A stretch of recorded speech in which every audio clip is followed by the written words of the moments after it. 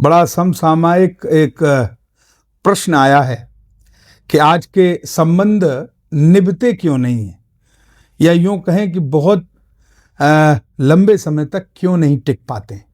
उसका मूल कारण ये है कि हम लोग स्वच्छंद होकर के उन संबंधों को स्वीकार करते हैं।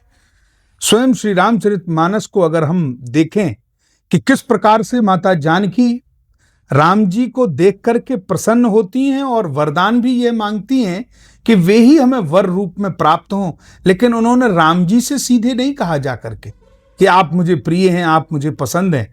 उनको देखने के बाद माता गौरी के पास पधारी और वहां जाकर के उन्होंने माता से प्रार्थना करी कि हे माँ, हमें यही वर के रूप में चाहिए। और राम जी ने भी माता जानकी को देखा, लेकिन ऐसा नहीं है कि वही माता जानकी को जाकर के आजकल कहते हैं ना प्रपोज कर दिया, बिल्कुल नहीं किया।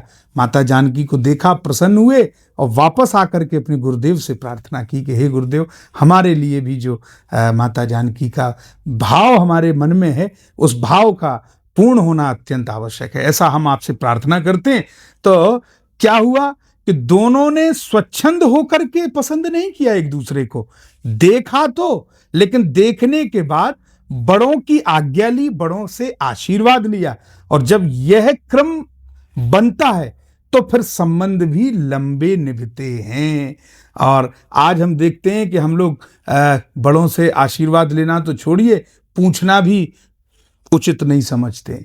और जब हम पूछेंगे ही नहीं तो फिर संबंध लंबे चलेंगे कहाँ। इसलिए अत्यंत आवश्यक है कि अगर हमें इन संबंधों की भी दृढ़ता चाहिए तो रामचरितमानस के दर्शन हमें करने चाहिए।